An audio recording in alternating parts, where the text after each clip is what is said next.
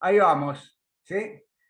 Entonces, en esta primera diapositiva, lo que vimos es la introducción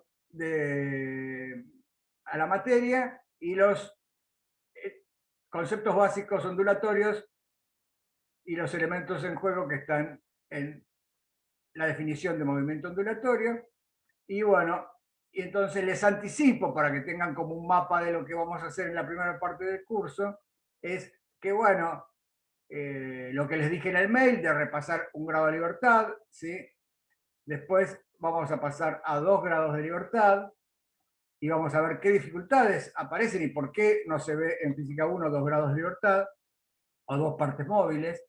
Después vamos a pasar a muchas partes, n en general genérico, un n cualquiera, 5, 15, lo que sea. Y después vamos también a estudiar situaciones que interesan físicamente en muchas situaciones, en muchas veces, y es cuando hay muchas partes móviles, como por ejemplo en un recipiente lleno de gas, en un globo con gas, por ejemplo, hay muchísimas partes móviles, pero no nos interesa distinguir las partes móviles y entonces se hace lo que se llama aproximación continua. ¿Sí? Entonces, después de haber estudiado n partes móviles y vamos a hacer tender este valor n grande a infinito y vamos a pasar a lo que se llama aproximación continua. Y eso sería el plan como de la primera parte, más o menos como hasta el primer parcial de la materia. Entonces, una cosa sobre los apuntes es que fíjense de bajarlos de este link, porque si hago cualquier cambio, desde un cambio chiquito a un cambio más grande, lo pongo siempre en este link. Va a estar siempre ligado a este enlace. ¿Sí? Entonces, revisen las actualizaciones. Hace mucho, creo que la última fue de septiembre del año pasado. ¿Sí? Así que ahora supongo que empezaré a actualizar de nuevo cuando vaya viendo cosas. Esto, ¿sí? Es lo que estuvimos viendo. Lo que les dije que lean, que es una onda, y repaso de un grado de libertad. En el repaso de un grado de libertad, que también lo van a ver en la práctica, hay como una guía de repaso, lo que quiero que sepan es estos conceptos. El concepto de equilibrio estable e inestable, de sistemas conservativos, que el equilibrio estable está ligado a un mínimo de potencial y que ese mínimo sobre el potencial se puede aproximar por una parábola, es decir, por fuerzas lineales, cuando las perturbaciones del equilibrio son pequeñas. Claro, y por eso, al estar en el mínimo, el equilibrio es estable y se produce un movimiento limitado en el espacio. ¿Oscilatorio armónico o no? O sea, es oscilatorio armónico cuando se aproxima por una parábola, cuando las fuerzas son lineales. Pero aunque no sea oscilatorio armónico, va a estar limitado en el espacio porque está en el mínimo. ¿Sí? Bueno, esto ya lo dije, que si la fuerza restitutiva es lineal, el potencial es cuadrático y el movimiento es oscilatorio armónico, con una frecuencia. Y esto es súper importante, y quiero que lo tengan bien claro, es que esa frecuencia característica que aparece, o en realidad la frecuencia característica al cuadrado, es igual a la fuerza restitutiva que sufre la partícula por unidad de desplazamiento y por unidad de masa. Por ejemplo, chequéenlo con el caso del péndulo. ¿Sí? En el caso del péndulo, el omega 0 cuadrado es G sobre L, y eso es la fuerza gravitatoria que restituye, que trata de restituir a la partícula al equilibrio, por unidad de desplazamiento y por unidad de masa. Lo mismo pasa en el resorte, donde es omega 0 cuadrado es K sobre M. También chequeen que K sobre M es la fuerza restrictiva que sufre la partícula cuando estira un cachito el resorte, esa fuerza por unidad de desplazamiento y por unidad de masa. Bueno, y ustedes vieron en física 1 que las soluciones de la ecuación diferencial que surge de plantear, la ecuación diferencial es Newton, ¿no? Es la ecuación de Newton, fuerza igual a masa por aceleración, y eso conduce a una ecuación diferencial que aparece muchísimas veces en el curso y en toda la física, que es la solución, la ecuación diferencial del oscilador armónico. ¿Sí? Y después también, si hay rozamiento, el oscilador armónico amortiguado, ¿sí? Que tiene derivadas segundas por la aceleración. Puede tener derivadas primeras por la fuerza de amortiguamiento, que es proporcional a la velocidad. Es lineal porque no hay ninguna derivada ni función elevada al cuadrado. Y es homogénea porque puedo pasar todas las funciones y derivadas a un lado y me queda igual a cero. ¿Sí? Y esto lo digo a diferencia de lo que pasaría en el oscilador armónico forzado, donde la ecuación ya deja de ser homogénea, ¿sí? No es homogénea porque aparece una fuerza que es la fuerza, el forzado, ¿no? Es la fuerza exterior que se impone a la partícula. Bueno, y eso está ligado al problema de condiciones iniciales. Aparecen los conceptos de amplitud, frecuencia, periodo, fase inicial, velocidad. Todos estos conceptos quiero que manejen muy bien, porque lo seguro que los manejan, porque lo vieron en Física 1. Después vamos a usar distintas representaciones, por ejemplo, vamos a pasar de que si una función, la función posición en el oscilatorio armónico se puede escribir como A, como un coseno de omega t más phi, sub A, también se puede escribir como un seno. Cambian el B y el phi. La puedo escribir como un coseno, pero también la puedo escribir como un seno. Y también la puedo escribir como la suma de un seno y un coseno. Lo importante es que vean que siempre hay dos constantes que salen de las condiciones iniciales, que son la amplitud y la fase, acá la amplitud y la fase, o acá dos amplitudes, ¿sí? Y muchas veces se usa la notación compleja y se dice que es usando la identidad de que e a la ix es el coseno de x más y por el seno de x, se representa como a por e a la i omega t y se usa la notación compleja. Bueno, todos estos son los puntos que les había dicho que vamos a dar por sabidos en Física 2. Los necesitamos porque los vamos a reencontrar cuando veamos más grados de libertad y descubramos los movimientos ondulatorios, porque todavía no van a aparecer.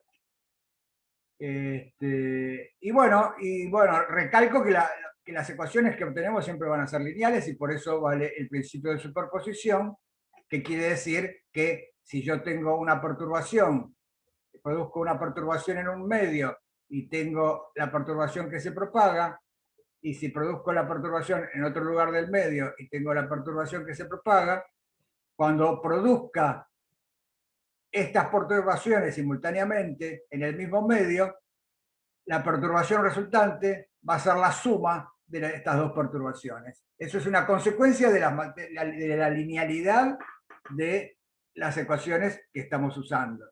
Por eso también recuerden entonces que en el curso vamos a ver en general, en la mayoría de los casos, situaciones lineales. Bueno, después también para que sepan que ustedes en Física 1 resolvieron el forzado con una frecuencia, ¿sí? Que en general no era la misma frecuencia del oscilatorio, propia del péndulo del resorte. Y vamos a ver que, bueno, debido al principio de superposición, ustedes también podrían resolver el forzado con muchas fuerzas con distintas frecuencias.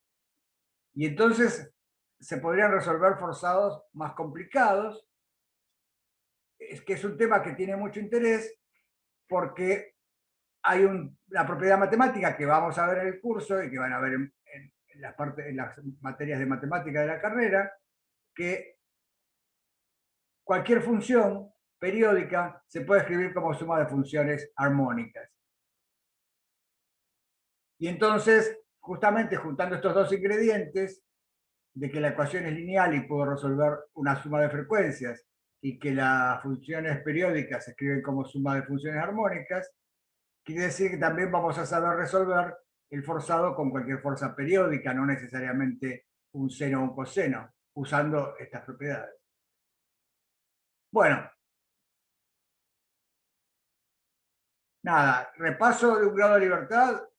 Esto es, por ejemplo, en el caso del péndulo, que tienen que la fuerza restitutiva, la posición de equilibrio es la vertical. Aparto la partícula de su posición de equilibrio y aparece una fuerza restitutiva que tiende a llevarlo al equilibrio, que es la componente tangencial del peso, ¿sí? De la fuerza gravitatoria. Esta componente es mg seno tita, donde tita es este ángulo, porque este ángulo también es tita. Y entonces,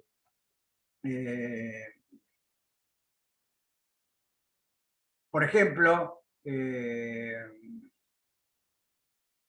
la aceleración, entonces, la aceleración es igual a la masa por la masa por la aceleración es igual a esta fuerza restrictiva, y planteando esa condición, esa ecuación de Newton, llego a esta ecuación que está acá, que L es la longitud del péndulo, ¿sí? Que L por la derivada segunda de tita con respecto al tiempo dos veces, esta aceleración angular, es igual a menos g por el seno de tita.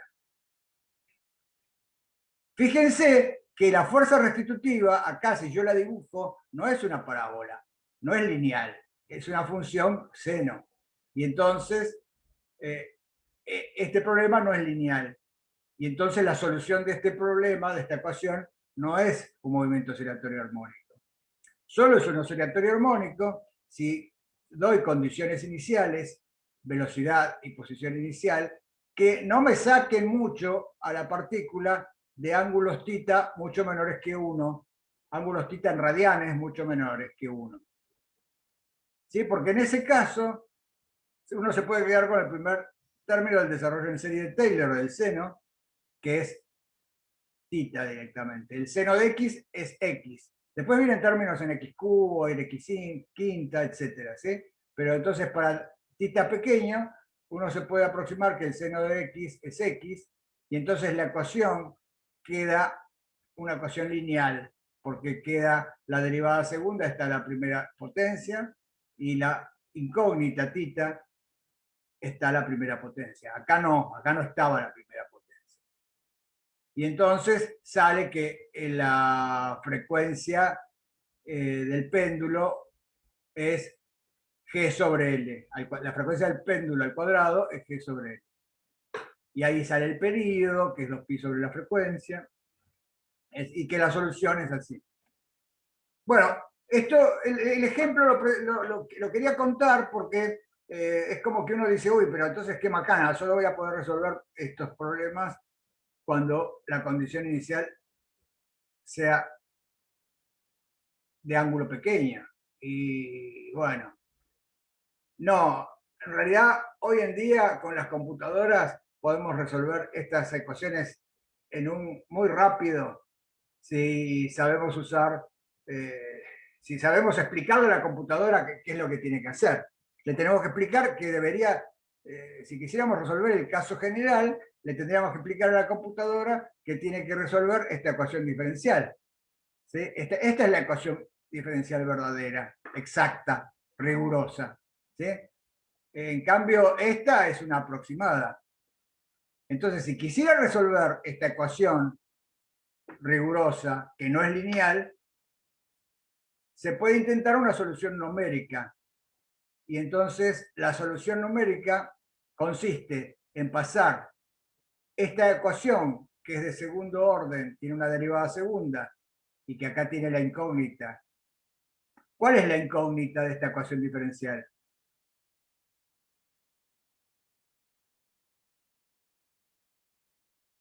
El tita. Tita de t. Claro, tita de t, perfecto. La incógnita de esta ecuación diferencial es es una función del tiempo, tita de t. ¿Sí? Entonces, nosotros quisiéramos encontrar esta función del tiempo y poderla dibujar en un gráfico, ¿sí? la que es solución de esta ecuación.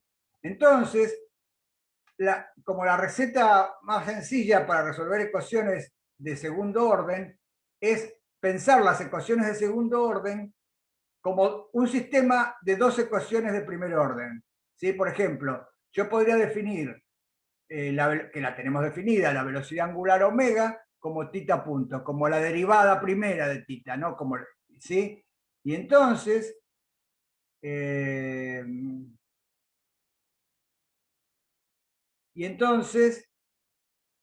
podría pensar que esta ecuación que dice la derivada segunda de tita, la podría pensar como la derivada primera de omega. Entonces acá tendría derivada primera de omega con respecto al tiempo igual a menos g seno tita. Y acá tendría además una nueva que la introduje haciendo este truco, introduje una nueva ecuación diferencial que también es de primer orden, que dice que la derivada primera es omega. ¿Sí? Y entonces, fíjense que la primera ecuación me da la derivada de omega con respecto al tiempo y podría aproximar los diferenciales. ¿Sí? Acá tendría, en vez de omega de t, paso el diferencial t para el otro lado y tendría diferencial omega igual a menos g sobre l, seno de tita diferencial t. Y después esta otra ecuación que puse, que forcé a que esté para transformar en un sistema, dice que de tita de t es omega, y entonces paso el diferencial t para el otro lado y tengo que diferenciar tita es omega de t. Y entonces esto que está acá, ¿sí? Es un sistema de dos ecuaciones diferenciales, que la computadora la puede resolver si le decimos, mira, en vez de tomar diferenciales t que son infinitésimos, ¿sí? Son cosas en el límite, bueno, aproximémoslo, ponelo como algo muy chiquito, como un diferencial, como un delta t. ¿Sí? Es como una idea, digamos, y en vez de usar el diferencial, usemos este delta t, y esta aproximación va a andar mejor cuanto más chiquito sea delta t. Y entonces, como sabemos las condiciones iniciales, sabemos tita en t igual a 0, que es tita 0, y por ejemplo, supongamos que la velocidad inicial es 0, pero esto funciona para otras velocidades iniciales también, pero para hacerlo fácil lo pongo así. Entonces, esto es la física me dice esto. El apartamiento inicial es tal ángulo, y la velocidad inicial es tal, 0 en este caso. Y entonces, con estas ecuaciones aproximadas, podría sacar cuánto aumenta la velocidad angular. Y la velocidad angular aumenta menos g sobre L por el valor que tenía el seno de tita al empezar, multiplicado por el diferencial t. Y con esta segunda ecuación puedo sacar cuánto aumenta el ángulo. Y aumenta la velocidad angular por el delta t. Entonces, fíjense que esto me da un esquema donde puedo calcular la velocidad angular y el ángulo en delta t, conociendo la velocidad angular y el ángulo en cero. Y así, después acá pongo 2 delta t y acá pongo delta t. ¿Se dan cuenta? Puedo iterar en esto y seguir. Entonces voy calculando la función, ¿sí? La solución numérica, que es como ir por la tangente en una sola ecuación diferencial. Y entonces ir calculando cuánto aumenta la velocidad angular en cada paso, que lo fijaba la ecuación, ¿no? Y esta otra ecuación, cuánto aumenta el ángulo, que también lo fijaba este sistema de ecuaciones que tenemos acá. ¿Lo ven esto? Igual requiere sentarse a pensarlo un poquito, pero ¿ven la idea de las soluciones numéricas? ¿Quieren hacer algún comentario? ¿Una pregunta?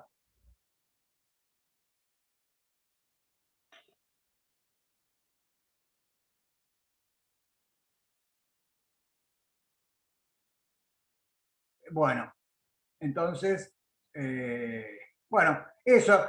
en el apunte está explicado, por ejemplo, cómo se hace esto con Python, ¿sí? Entonces lo pueden ver ahí y se van poniendo, familiarizando con Python, con las herramientas numéricas que vamos a usar. En definitiva, lo que está ahí es el esquema que les conté, programar el esquema que les conté. Entonces, fíjense, usando ese esquema, a lo que quería ir es a lo siguiente. Usando ese esquema, resolví la ecuación diferencial para un ángulo inicial de 15 grados y una velocidad inicial de 0, y comparé la solución que obtuve numérica, la solución teórica, ¿no? Que es la que está en, que es la que me da que es un coseno de omega t, ¿sí? Y contra la solución numérica. Y bueno, en el caso de este color morado, que corresponde a 15 grados, si bien no es un ángulo pequeño, pero fíjense que la curva, no se distinguen dos curvas, la curva punteada, la curva por trazos y la curva continua coinciden casi, ¿sí? Y en cambio, si doy un ángulo inicial de 60, las curvas difieren, ¿sí? O sea que una no es un movimiento oscilatorio armónico, pero se parece muchísimo. Cuanto más, cuanto más me alejo de la condición inicial, de ángulo pequeño,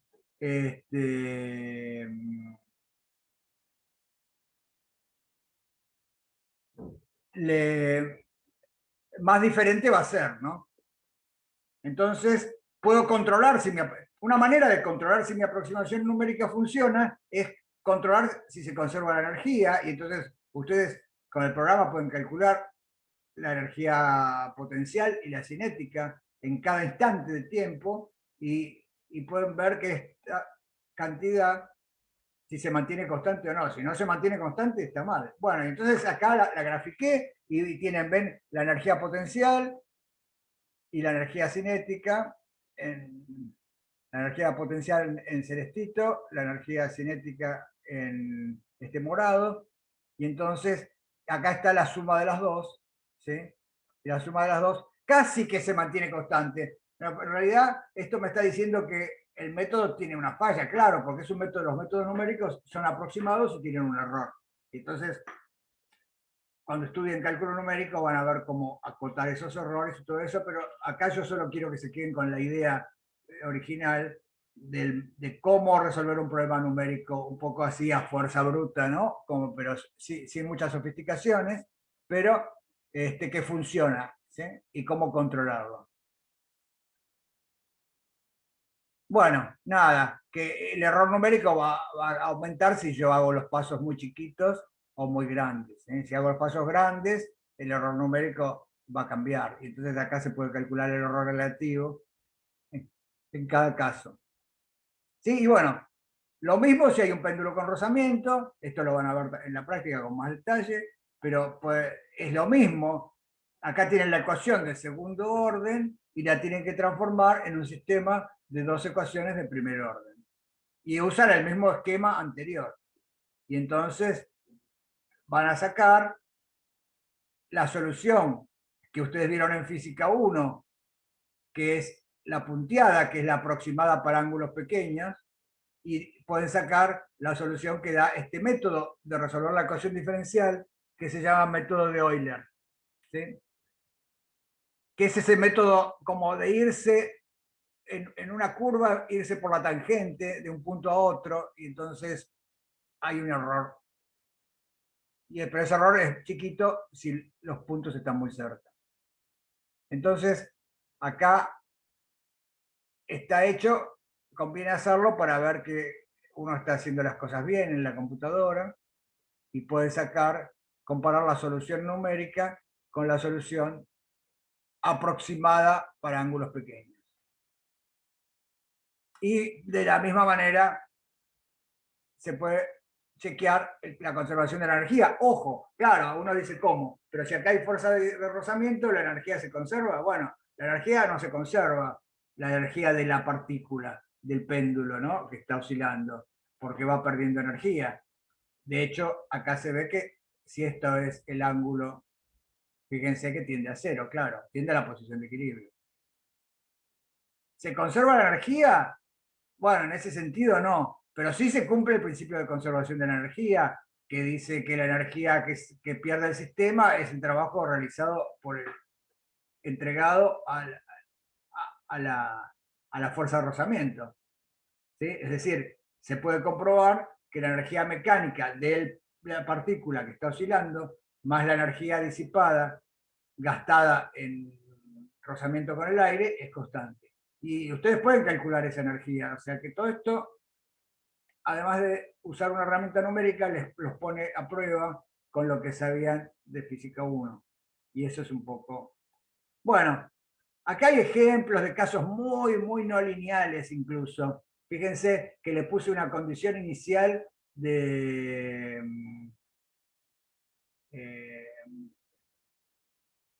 del ángulo medido en radianes de 3, ¿no?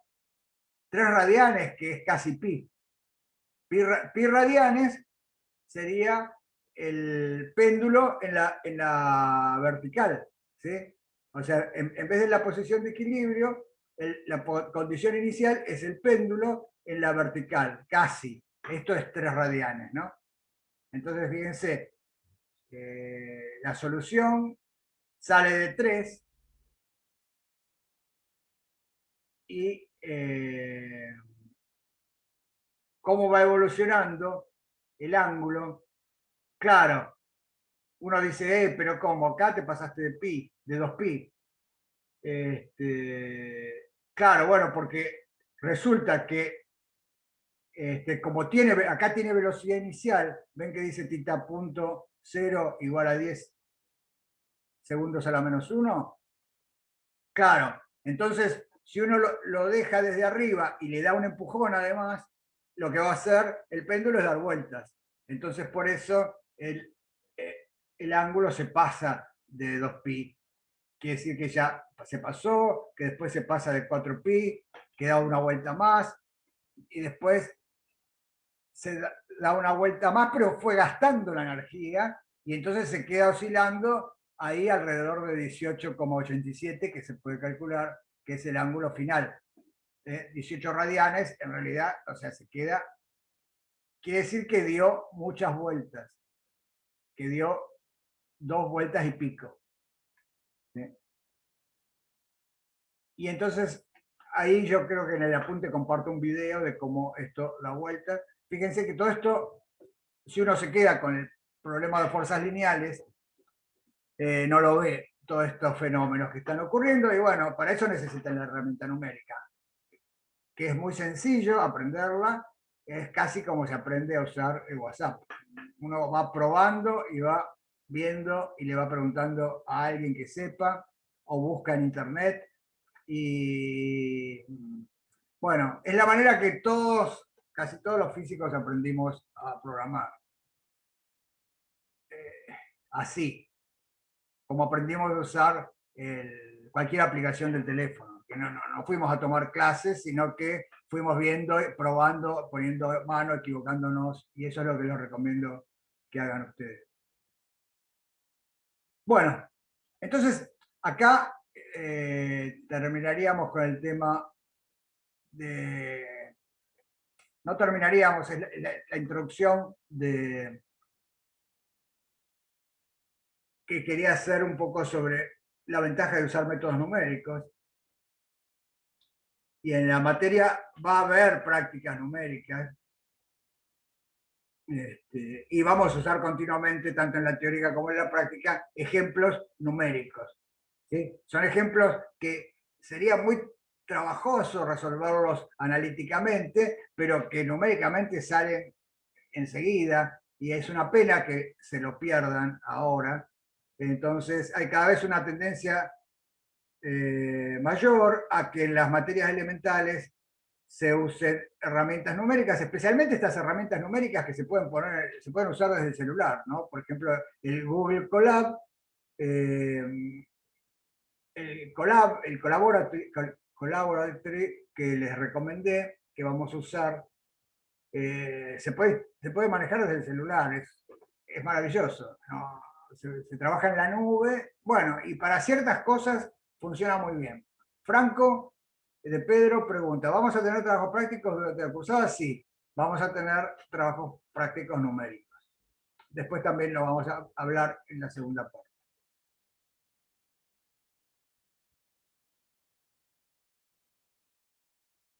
Bueno, Teo pregunta, habla sobre los parciales.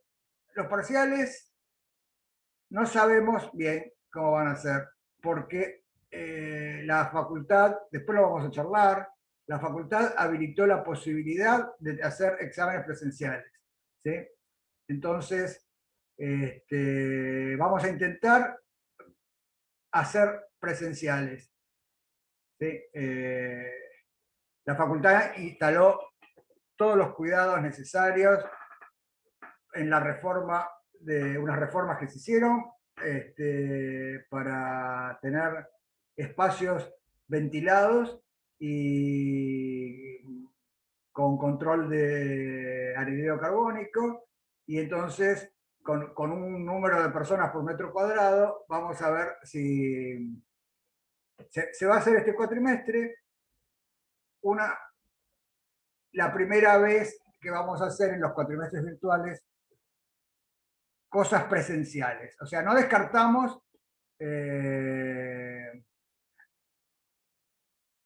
temas, el examen presencial. Y de las excepciones, Teo pregunta, bueno, ¿qué pasaría si justificativo para viajar, esto, lo otro? Bueno, lo vamos a ir viendo, Teo, porque en realidad nosotros sabemos muy poco. Esto nos enteramos la semana pasada y lo vamos a ir viendo sobre la marcha. O sea que vamos a ver qué casos se presentan y todo. Si no se puede viajar, si alguien está en una provincia y no lo dejan viajar, bueno, lo tomaremos virtual, lo tomaremos no presencial. No, nadie se va a quedar sin dar el parcial por eso. Pero bueno, está muy bueno que haya la opción presencial, pero bueno, vamos a ver cómo lo manejamos. Bueno, es natural, Teo, que lo preguntes. Nosotros también tenemos una gran incógnita con lo que va a pasar con eso. Así que bueno, les propongo que entonces ya nos sumerjamos en lo que es la materia en sí, porque todo esto hasta ahora fue un repaso de física 1. Bueno, era necesario como qué cosas movilizar.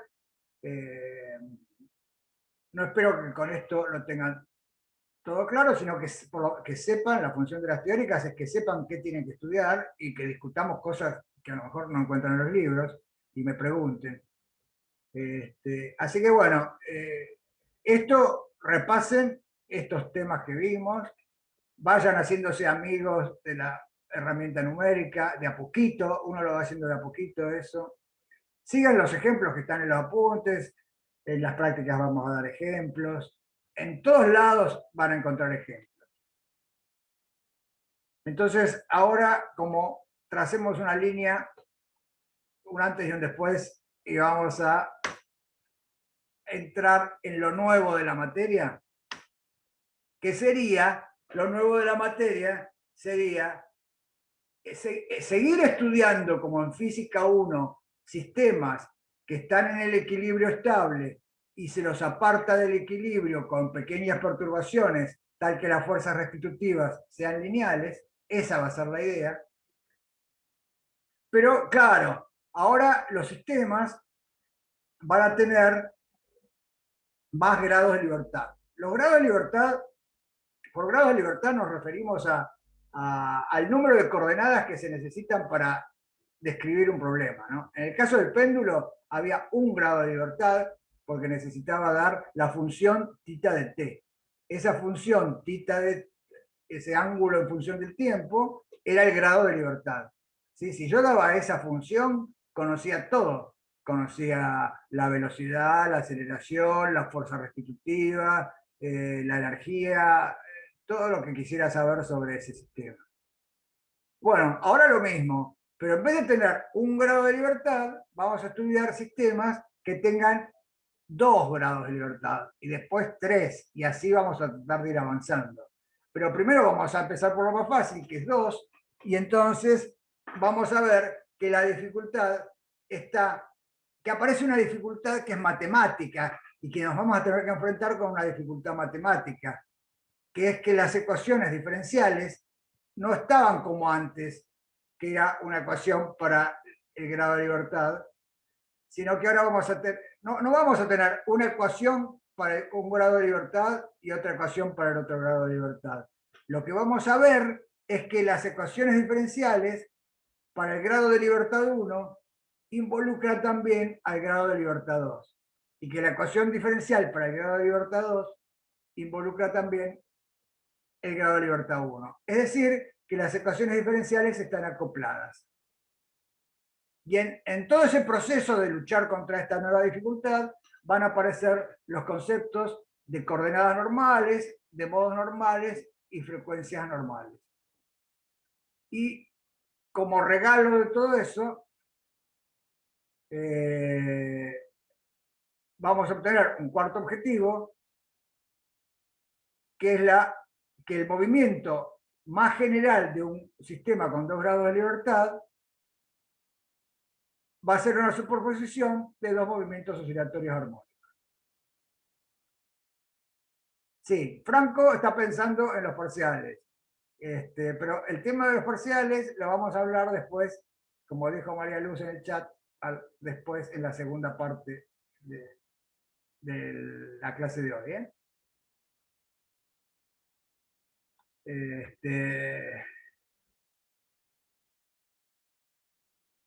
Bueno, ahora tendría que hacer como el secundario y decirle, Franco, ¿qué dije recién de los 2 grados de libertad?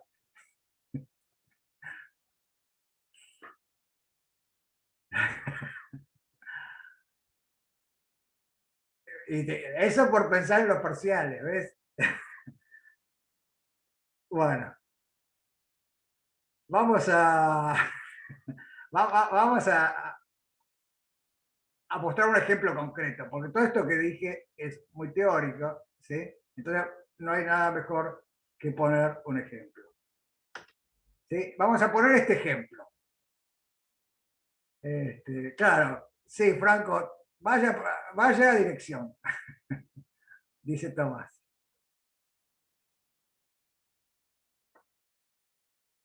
Bueno, vamos al ejemplo sencillo que tiene mucha, mucha simetría. Son 2 grados de libertad porque hay 2 partículas de masas iguales. ¿Sí? Ya las partículas tienen 2 masas iguales.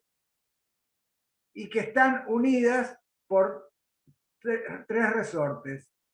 Los resortes de los extremos, izquierdo y derecho, están unidos a una pared, a paredes.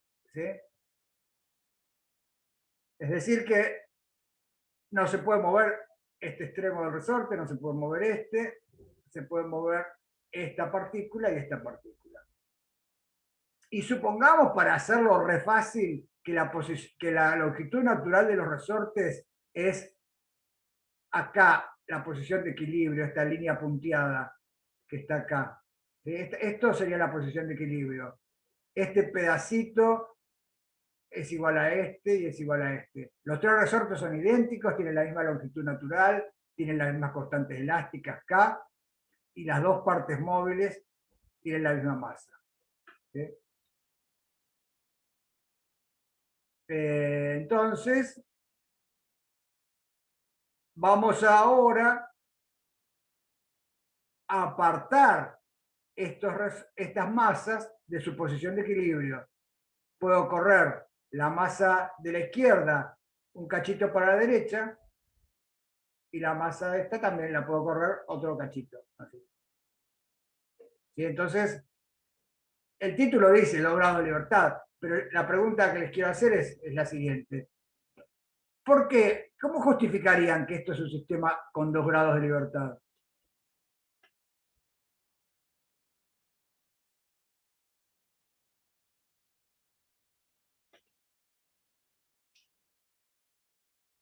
Abran el micrófono si quieren y díganlo. Porque las dos masas no tienen el mismo movimiento, entonces están ligados, pero cada uno aporta un grado de libertad, ¿verdad? Bueno, por ahí anda, sí. Ahora, y dicho como lo definimos para el péndulo,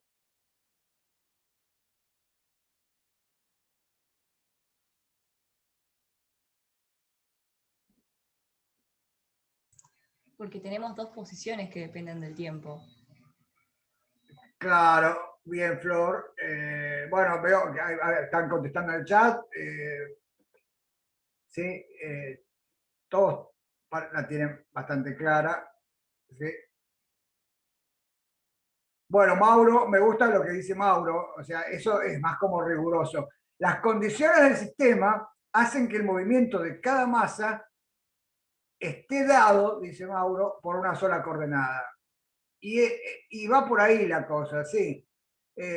Las condiciones del sistema, ¿sí? Que se mueva en este plano y en este riel de acá, en este piso, hacen que toda la dinámica del sistema, si lo queremos decir más complicado, sería que toda la dinámica cinemática del sistema queda dada por, no me basta con saber dónde está la masa U esta de acá, no me basta porque podría estar acá y esta masa podría estar pegada casi a la pared o podría estar acá en su posición de equilibrio.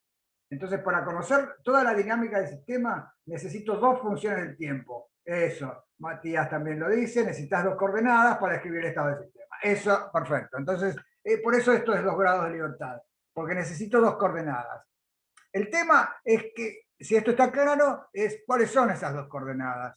Entonces, las coordenadas podrían ser que yo me pare acá, en el extremo izquierdo, y mida desde el extremo izquierdo hasta la partícula A, llamémosla, y desde el extremo izquierdo a la partícula B. Y entonces tendría dos coordenadas. No está mal, está genial hacer eso, se podría hacer, es casi lo que a uno, yo diría que es casi lo que a uno le sale naturalmente. Pero vamos a ver que es conveniente y se simplifican mucho las cosas si, si podemos medir las coordenadas de cada parte móvil desde su posición de equilibrio. Entonces nos sacamos encima la constante que sería la posición inicial. No es que, que la perdemos, pero la posición inicial sería 0 si yo mido el apartamiento de la masa A, si lo mido desde su posición de equilibrio. Y lo mismo, es decir, si uso esta coordenada que llamé psi sub A, que sería el apartamiento de la condición de equilibrio de la parte móvil A. Y lo mismo, análogamente, voy a usar esta coordenada psi sub B, que lo que va a medir es el apartamiento de la posición de equilibrio de la parte móvil B. O sea, lo de 2 grados de libertad está claro para todos. Ahora, en cada problema, quizá van a ver que es más conveniente medir las posiciones de equilibrio, medir las coordenadas desde su posición de equilibrio. Y entonces nosotros acá vamos a hacer eso. Voy a medir las coordenadas que voy a usar, van a ser estas, si sub A y si sub B. ¿Sí? ¿Alguien le encuentra algún problema a eso o está todo legal con hacer eso?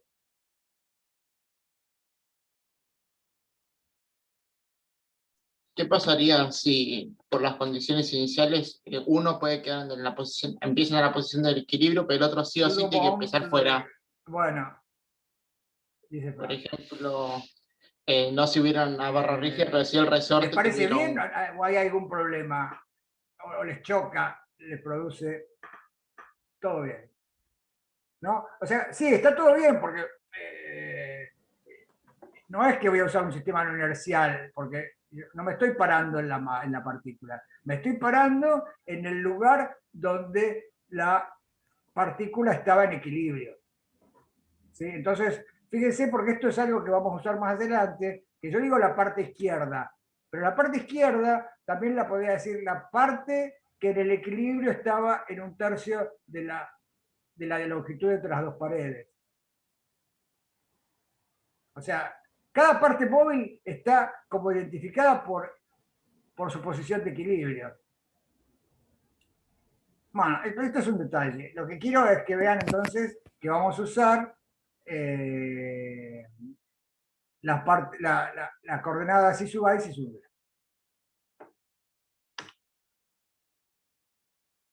Entonces, una vez que tenemos claro cuáles son las coordenadas y sub A y si sub B, vamos a escribir la ecuación de movimiento para la parte móvil A y la ecuación de movimiento para la parte móvil B.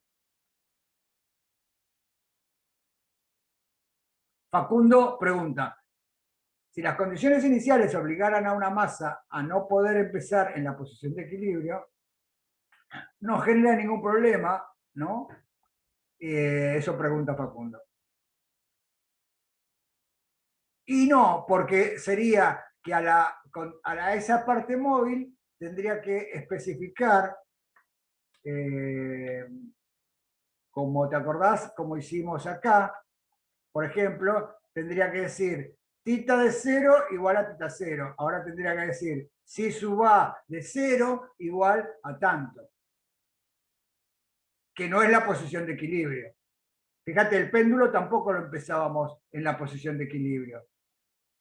En este caso, lo podíamos empezar en la condición de equilibrio y le dábamos un empujón y se movía. Pero no, la respuesta entonces a tu pregunta sería que no. ¿Te queda claro, Facundo? Genial. Bueno, entonces vamos a... Sofía dice, bueno, yo sabía que habría dos orígenes, pero habría dos orígenes. Sí, habría dos orígenes, pero esos orígenes están fijos. Uno es para la parte móvil A y otro es para la parte móvil B. ¿Sí? O sea, no hay ningún problema porque este sistema, porque está fijo, este origen está fijo y este origen está fijo. Y yo puedo plantear las ecuaciones de Newton en un sistema fijo. En este sistema fijo para la parte móvil A y en este sistema fijo para la parte móvil B. ¿Te queda claro, Sofía? ¿Qué es lo que habías preguntado?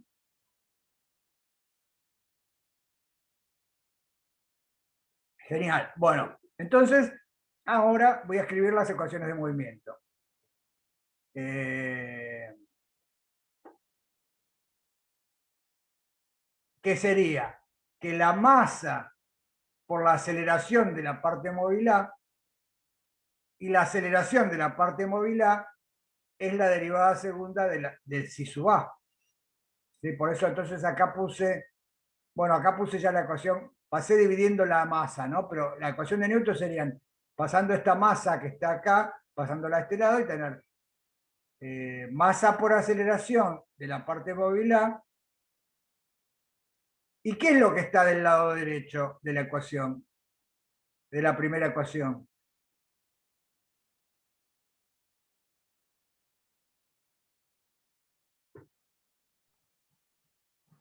Perfecto, Juan dice, las dos fuerzas elásticas, perfecto. Entonces, porque la masa por la aceleración de la parte móvil A tiene que ser igual a la fuerza neta que actúa sobre la parte móvil A. Y sobre la parte móvil A actúan dos fuerzas. La fuerza neta se compone de un aporte del resorte de la izquierda y otro aporte del resorte de la derecha. ¿Y cuánto vale el aporte del resorte de la izquierda? Y bueno, si sub A fue positivo, como lo dibujé acá, el resorte de la izquierda tira para la izquierda, tira para acercarlo a la posición de equilibrio. Entonces por eso le puse el menos K por si sub A. Ese es el aporte del resorte de la izquierda. Y también hay un aporte del resorte de la derecha sobre la parte movilidad. ¿De qué depende el aporte del resorte de la derecha?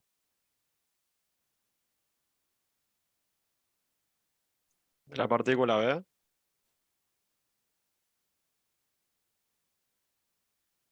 Claro, obviamente, depende de la... Claro, Daniela dice de A y de B, muy bien.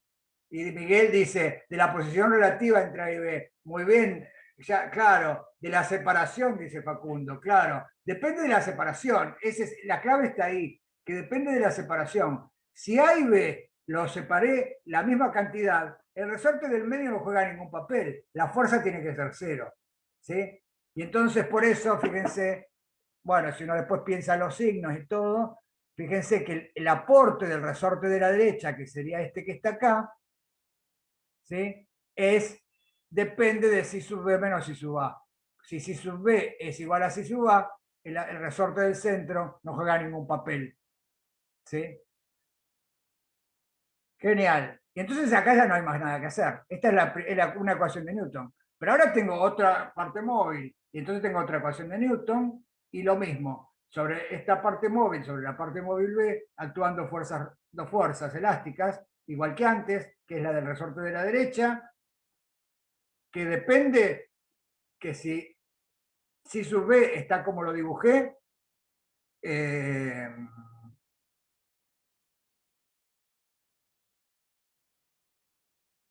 fíjense que la fuerza es negativa porque el resorte de la derecha lo que va a tender es a llevarlo para allá, para la izquierda, ¿no? Entonces, esto que está acá, este último término, representa el aporte del resorte que está pegado a la pared de la derecha.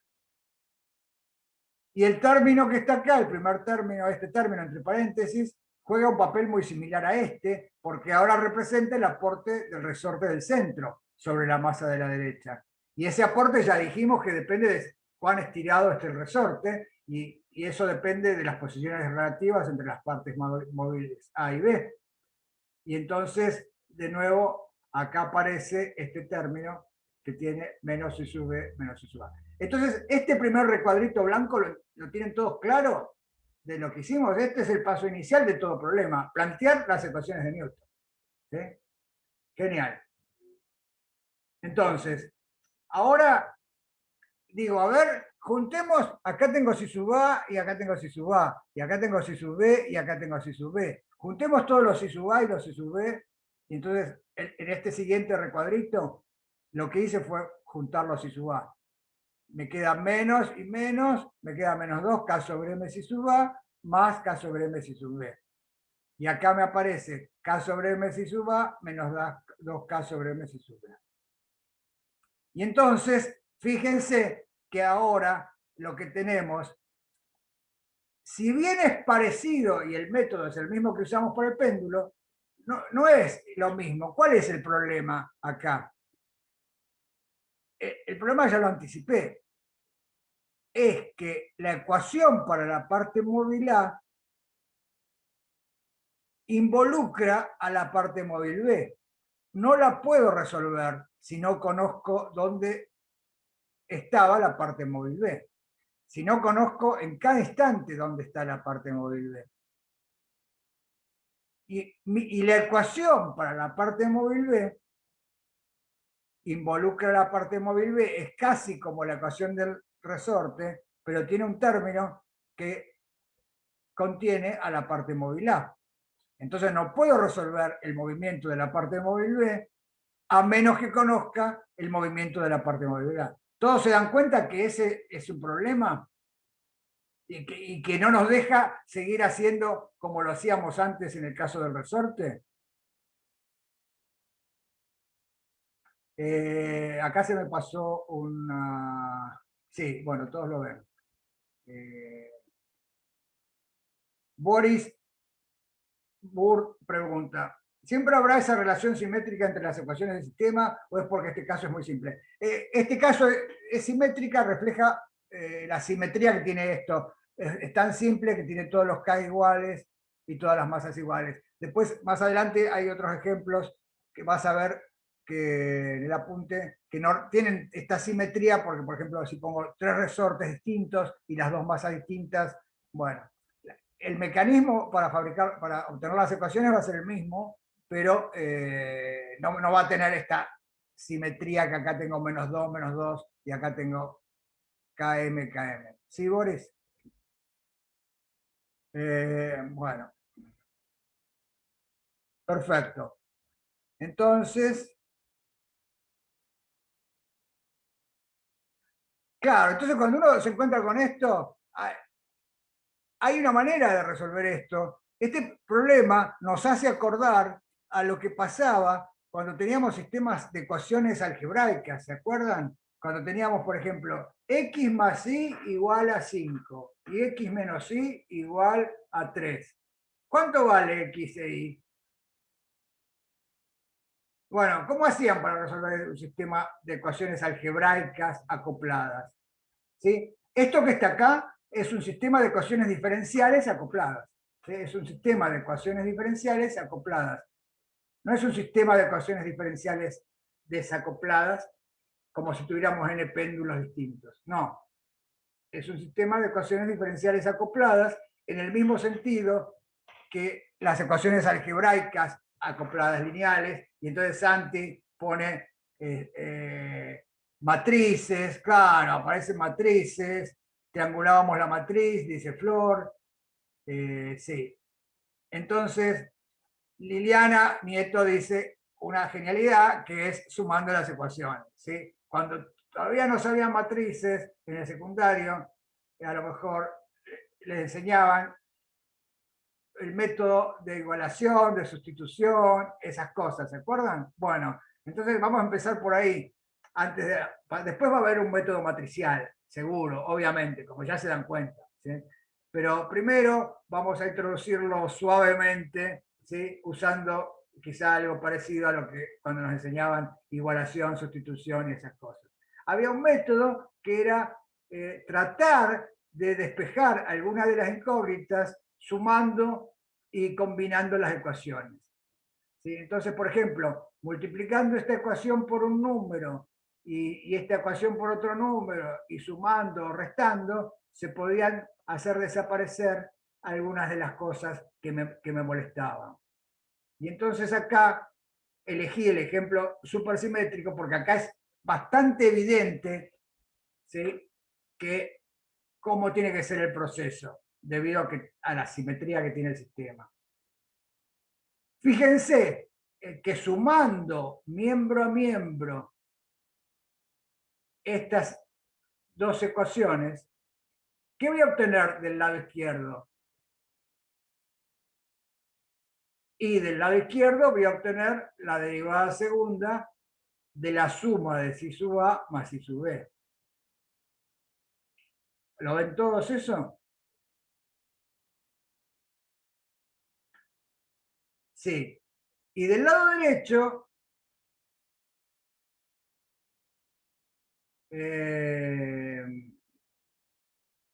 yo de acá voy a tener menos 2k sub m si sub a, y acá k sub m sumando, de este lado voy a obtener menos k sobre m si sub a, cuando sume estos dos términos. Y de este lado voy a obtener menos k sobre m si sub b. Entonces, sacando factor común menos k sobre m, voy a obtener menos k sub m si sub a más si sub b. Entonces, fíjense que sumando miembro a miembro las dos ecuaciones, obtuve una nueva ecuación para la suma, que dice que la derivada segunda de la suma es menos k sobre m la suma.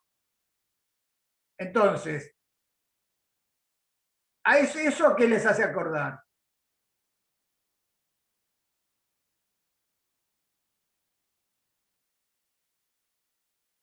Que la derivada, claro, ¿qué ecuación es?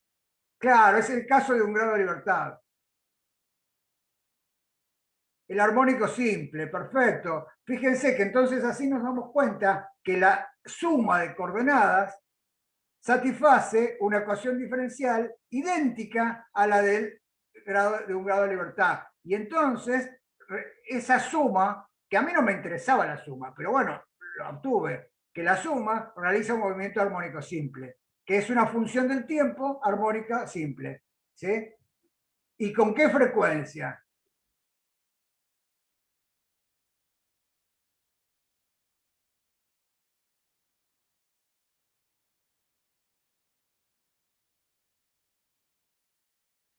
Claro, la frecuencia cuadrada, la raíz, claro, la raíz de K sobre M, muy bien. Ahí están contestando Tomás, Juan, Martín.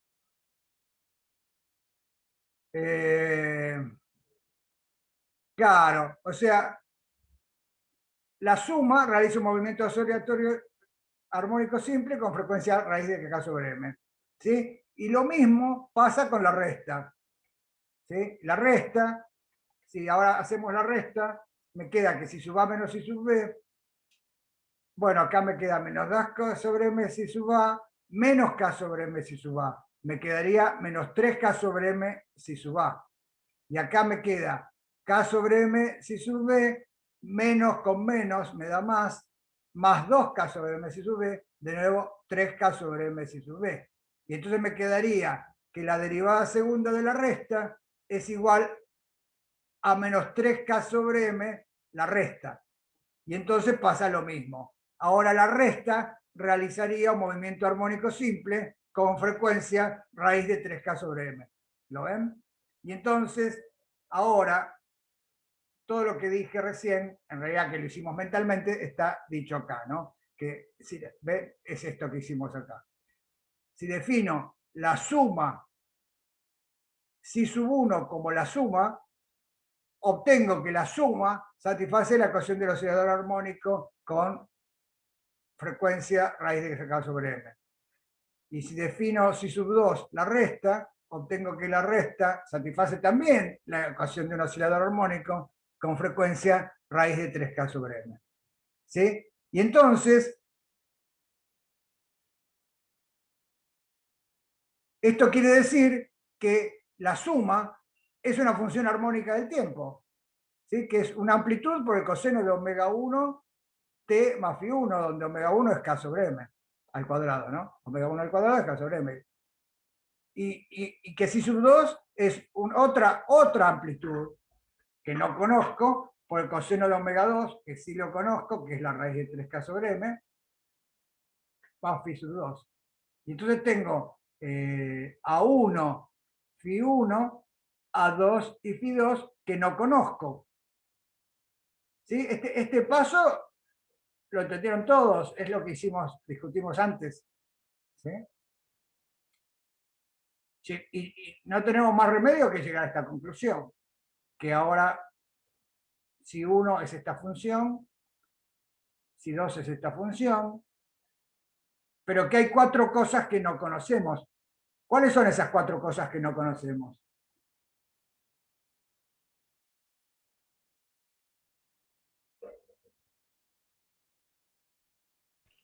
Perfecto, Daniela dice, las condiciones iniciales, amplitudes y fases, Boris, las fases de amplitudes, Mauro, Florencia dice A1, A2 y los phi. Perfecto, perfecto, muy bien. Entonces, ¿y cuántas condiciones iniciales tenemos? 4. Boris dice 4, pregunta. Sí, claro, 4. 4, porque con uno solo oscilador afirma. Muy bien, Boris.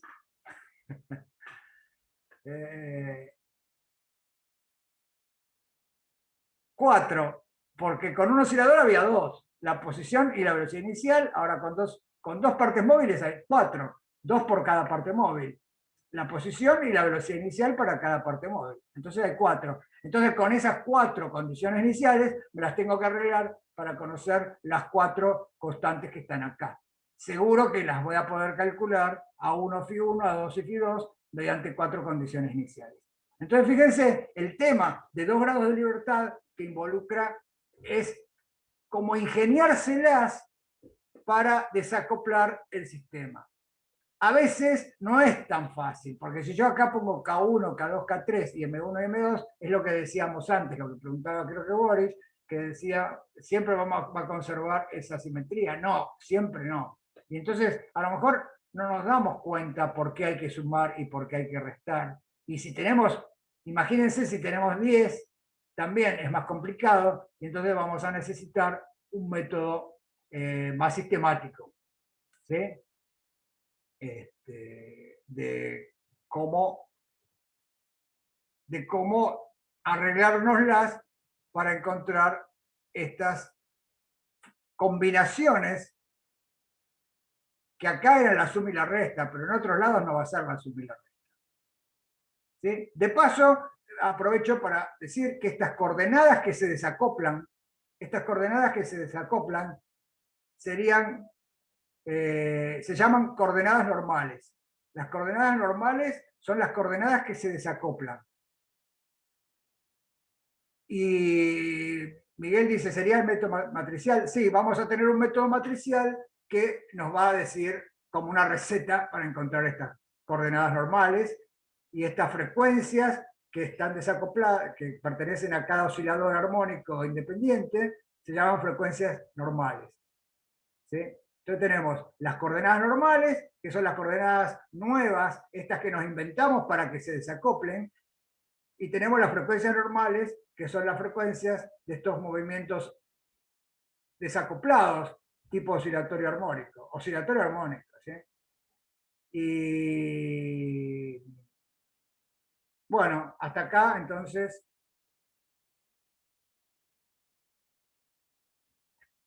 Claro, el problema es este, que uno dice, bueno, qué bueno, pero yo quería las que tenían subíndice A y B.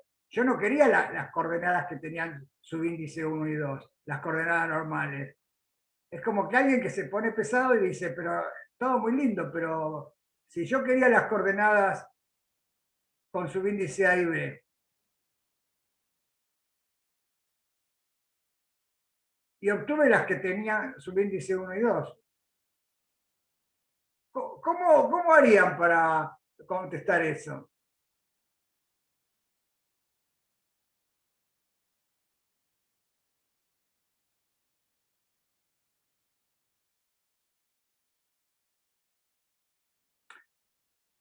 Facundo dice una cosa muy cierta.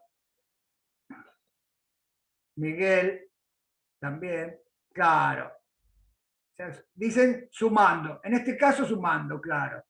Es que, fíjense que si las coordenadas nuevas, las normales, las que tienen subíndice 1 y 2, son combinaciones lineales de las coordenadas viejas que tenían letritas de subíndices, ¿sí?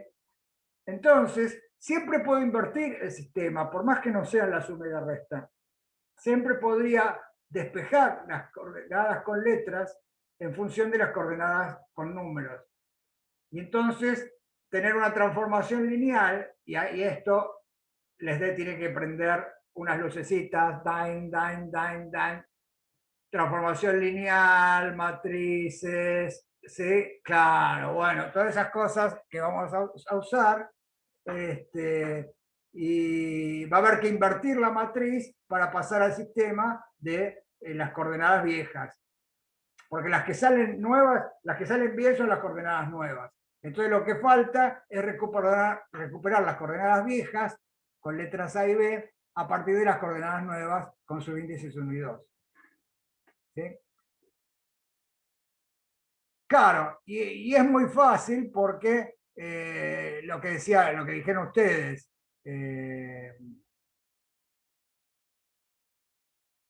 sumando si 1 y si 2, se me elimina si sub b y obtengo que si sub a, que es 2 veces si sub a es si 1 más si 2. Y entonces si sub a de t va a ser un medio de si 1 más si 2. Y si 1 era a1 coseno de omega 1 t más phi 1. Y si 2 era 2 coseno de omega 2 t más phi 2. Y lo mismo si ahora resto las ecuaciones, si 1 menos si 2, obtengo 2 veces si sub b.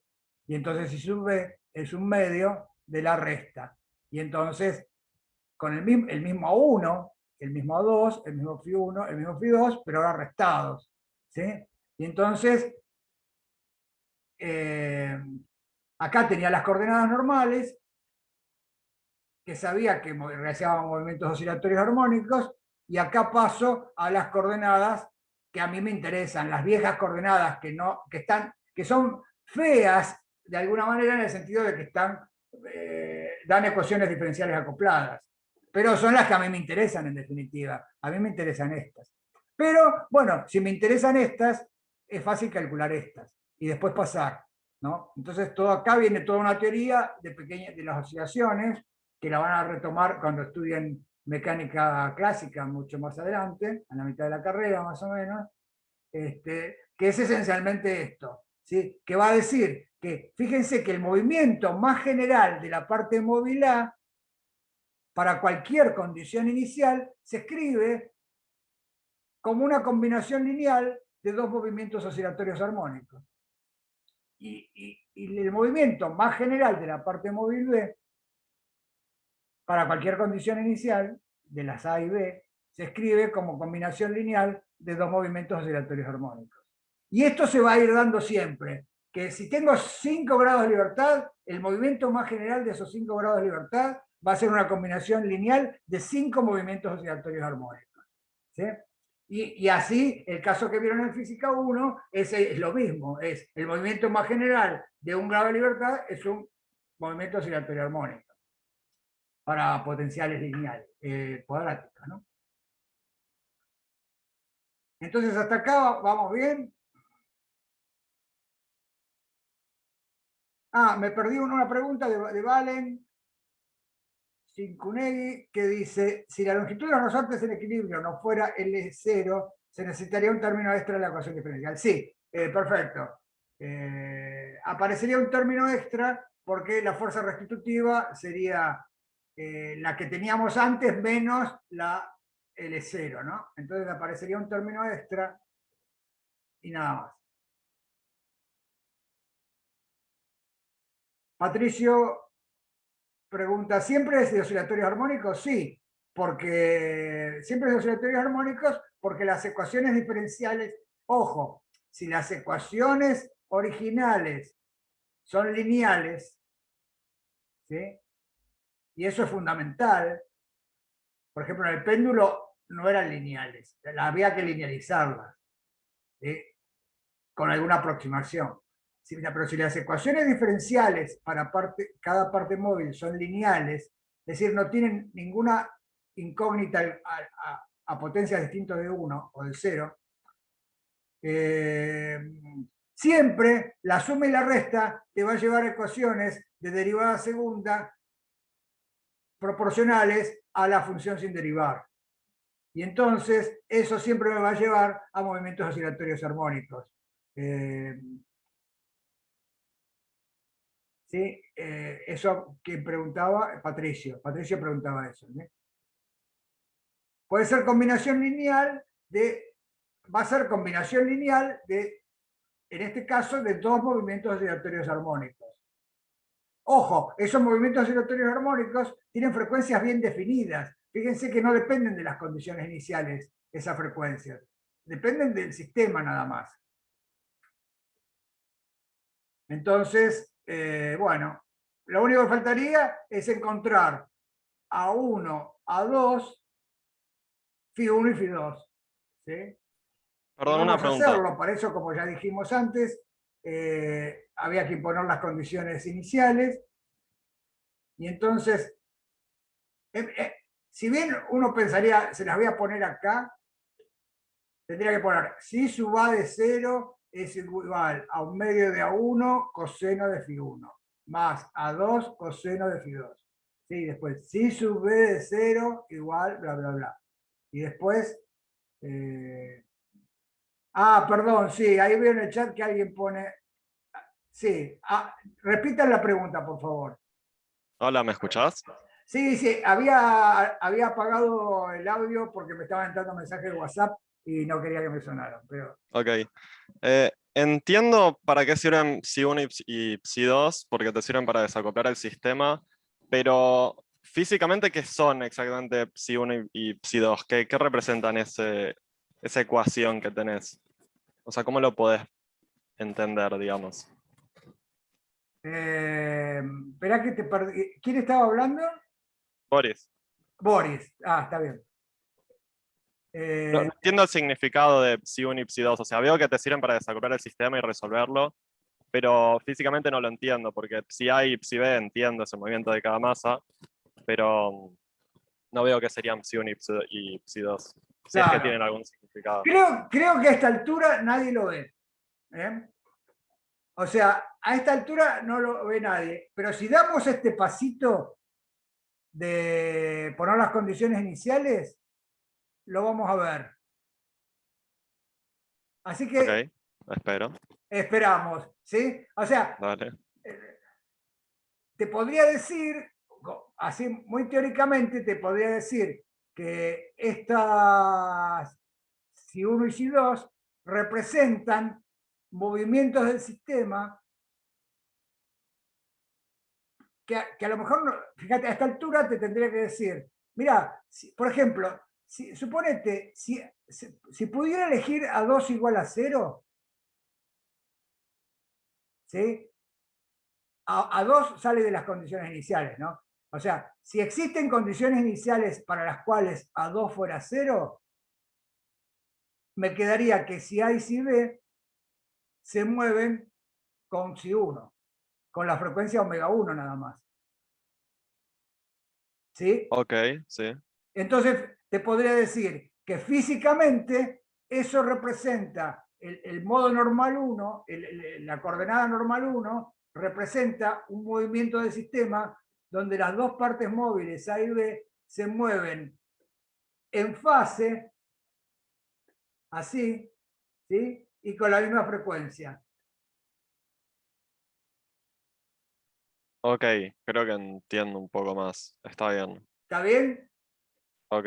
Y además, fíjate qué maravilla, como se mueven así simultáneamente con el mismo desplazamiento de la posición de equilibrio, el resorte del medio no interviene. O sea, si vos sacás, cortás con una pinza el resorte del medio, se sigue moviendo así, no pasa nada. ¿Ok? Sí, sí, sí. Y entonces, por eso la frecuencia me da K sobre M, porque es como que cada parte móvil se mueve con la frecuencia del resorte de la izquierda o de la derecha. Ok, ok, ok. Ok, gracias. Está ¿Lo bien, vas me sirve. viendo? De Sí, la, sí, sí, perfecto. de la misma manera, podría decirte si hiciera A1 igual a 0. Entonces, pero para poder responder eso y que no quede en una teoría, me gustaría despejar A1 y A2, ¿sí?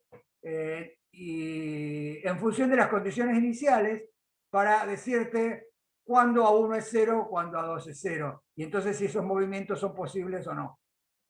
Y en ese caso los interpretaríamos como dijimos así. Serían movimientos donde todas las partes móviles se mueven con la misma frecuencia y en fase. Y el modo 2, el modo normal 2, la coordenada normal 2 sería, se mueven con la misma frecuencia, pero en oposición, así. Y se mueven con otra frecuencia porque ahora el resorte del medio interviene. ¿Sí? Entonces, de alguna manera me arrepentí de que lo vamos a ver, te lo dije, te lo cuento así, pero ahora el paso que vamos a dar es despejar A1, A2 y Φ1 y Φ2 de las condiciones iniciales. Y vamos a ver si esos movimientos especiales son posibles o no. ¿Ok? ¿Todos lo ven esto? Entonces, ¿cuál es? Bueno, genial. Entonces, impongo las condiciones iniciales. En vez de imponerlas en Si sub A y en Si sub B, se las voy a imponer en Si sub 1 y en Si sub 2, porque es lo mismo, ¿no? Entonces voy a decir que Si sub 1 de 0, ¿se acuerdan que Si sub 1 era esta? Entonces Si sub 1 de 0, por un lado, es esta función evaluada en 0, por eso es A1 coseno de Φ1. Y por otro lado, era Si sub A de 0 más Si sub B de 0, por definición. ¿Sí? La derivada primera de si 1 en t igual a 0 es la derivada primera de esta función, que es menos omega 1 a 1 seno de omega 1 t va a φ1. Entonces me queda evaluada en 0 esto, y por definición es la derivada primera de la suma, evaluada en 0.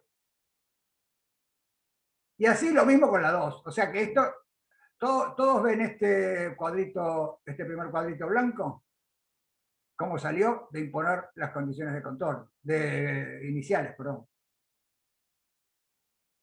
Bueno, entonces tengo 4 ecuaciones. Fíjense que si sub A de 0 y si sub B de 0 y si punto A de 0 y si punto B de 0, que están acá, las conozco, son datos, tengo 4 datos que son estos. Y acá de este lado tengo 4 incógnitas, ya esto no me servirá más. Pero me quedo con esto, con esta parte. ¿Sí? Y entonces, acá hay un proceso que se nos va a aparecer siempre, todo en física 2. Fíjense que acá tenemos a 1 por el coseno que conocemos. Y acá, en esta ecuación, a menos de este signo menos y del omega 1, que lo puedo pasar dividiendo, conozco a 1 por el seno. O sea, en la primera ecuación conozco a 1 por el coseno. Y en la segunda ecuación conozco a 1 por el seno. Entonces, una manera de encontrar a 1 es elevar al cuadrado esta igualdad, elevar al cuadrado esta igualdad y sumar miembro a miembro. De esa manera, del lado izquierdo voy a tener a 1 cuadrado coseno cuadrado de φ1 y en esta voy a tener a 1 cuadrado seno cuadrado de φ1. ¿Sí? Y entonces, cuando sume miembro a miembro y saque factor común a 1 cuadrado, el coseno cuadrado de φ1 más el seno cuadrado de φ1 da 1. Entonces ya tengo despejado a 1. Tengo despejado a 1 al cuadrado. Fíjense, a 1 al cuadrado es este término al cuadrado, si sub A de 0 más si sub B de 0, todo al cuadrado, es este corchete que está acá, más este otro corchete que está acá, que es esto elevado al cuadrado. Y dividido el omega 1 al cuadrado, que lo pasé acá. ¿Todos ven este primer paso? Bien. Bueno, y lo mismo con este otro par de ecuaciones, por eso impuse las condiciones iniciales en las coordenadas normales, en las desacopladas, porque me quedan las amplitudes. Así. Acá pasa lo mismo, acá tengo a 2 por el coseno de un ángulo, y acá tengo a 2 por el seno del mismo ángulo, y entonces elevando al cuadrado y sumando, puedo eliminar el ángulo. Y entonces obtengo que a 2 al cuadrado es el corchete este al cuadrado, más este otro corchete al cuadrado dividido omega 2 al cuadrado. Y ahora sí, es el momento, Boris, y que preguntaste, de interpretar físicamente estos movimientos que hasta ahora eran como un artilugio matemático. ¿Sí? Fíjate, ahora podría preguntarme, ¿es posible que a 1 cuadrado, hagamos primero, sí, bueno, cualquiera, ¿es posible que a 2 cuadrados sea 0?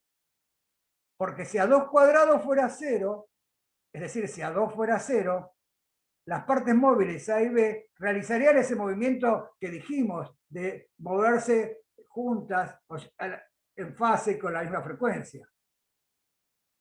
¿Sí? Y entonces yo les pregunto, ¿es posible que A2 sea 0?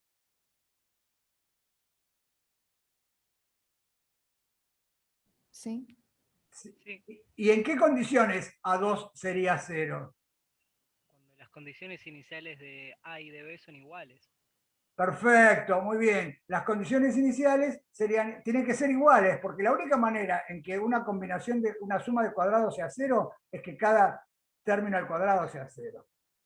No hay otra posibilidad. Entonces, para que A2 sea 0, si sub A tiene que ser igual a, si sub A de 0 tiene que ser igual a si sub B de 0, y si punto A de 0 tiene que ser igual a si punto B de 0.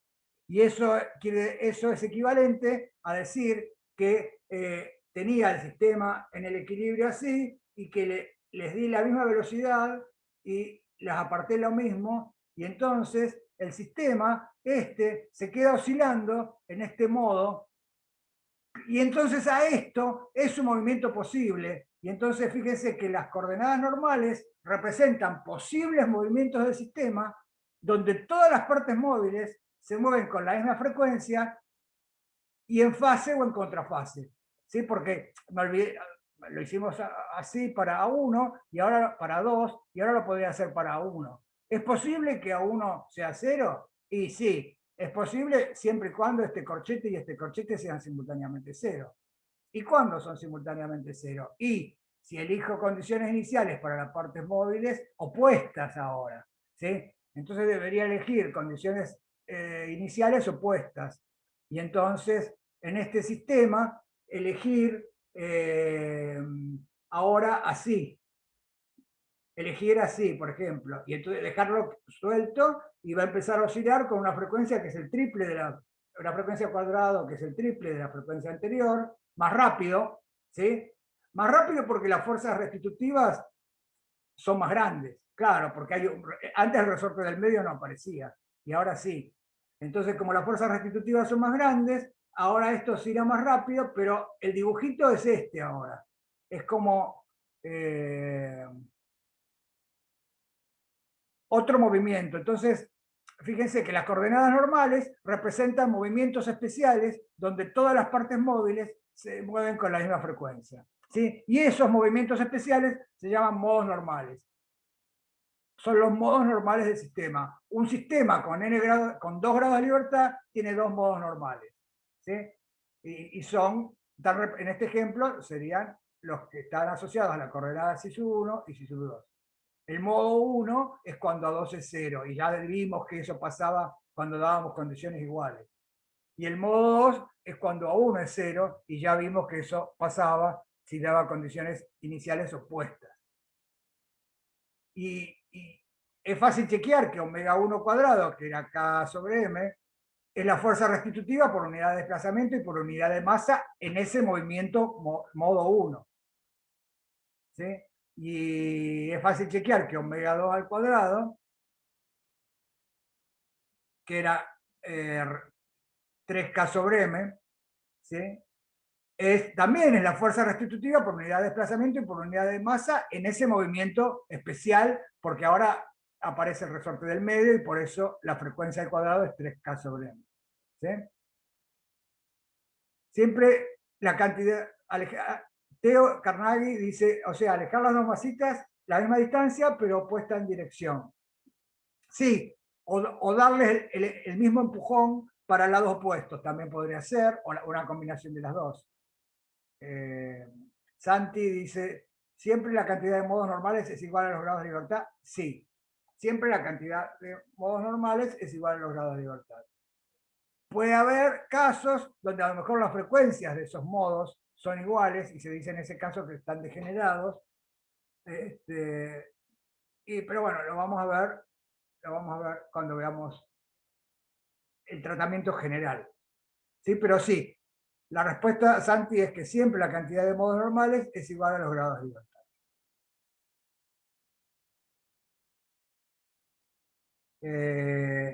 Nada, les quería mostrar, a ver, esto. Bueno,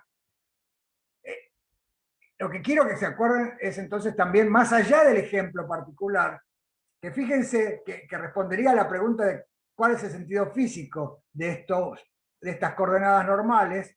Son movimientos, es esto que está recuadrado acá, son movimientos donde todas las partes móviles del sistema oscilan con la misma frecuencia y pasan por la posición de equilibrio simultáneamente. En estos dos movimientos pasa eso, se mueven con la misma frecuencia y pasan por la posición de equilibrio simultáneamente. ¿Sí?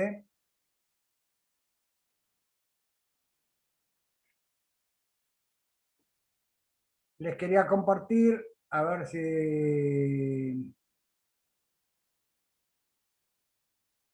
lo encuentro. Por ejemplo, sí, acá tengo un video que se dice, creo que hizo un alumno, no me acuerdo ya si lo hice yo, creo que lo hizo un alumno. Por ejemplo, del modo 1.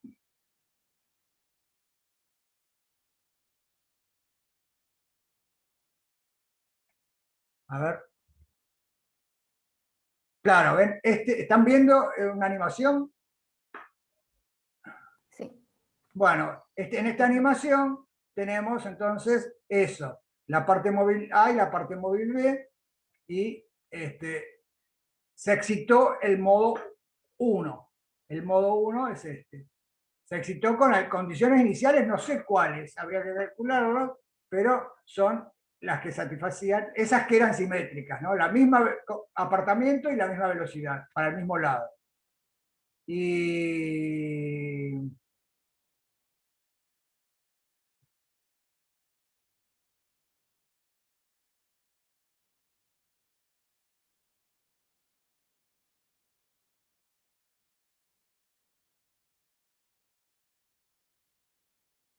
Y acá estaría el modo 2, a ver si se ve. Claro, este sería el modo 2. Están viendo entonces una animación. ¿Están viendo uno distinto o el de recién? Una distinta. Distinto, genial. Este sí, va. Ah, porque como los puse iguales, quedó como una lista de reproducción donde pasa el modo 1 y después el modo 2. Este es el modo 1, el que se ve ahora, y este es el modo 2. Ahí está. ¿Sí? ¿Ven?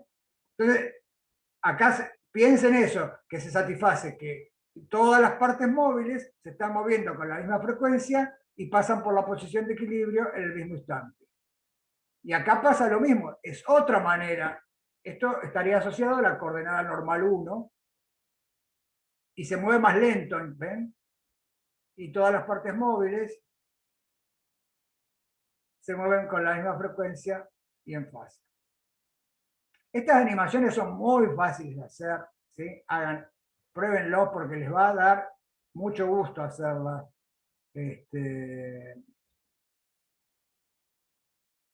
Y es muy sencillo. Mauro pregunta, ¿el llamarlos 1 o 2 es totalmente arbitrario o hay una convención? Bueno, así como lo conté es arbitrario, porque me fueron saliendo. Pero hay una convención. La convención es ordenarlos a estas transformaciones, a estas coordenadas nuevas. ¿Sí? Vamos a tener, cuando descubramos la transformación lineal que me desacopla el sistema, ¿sí?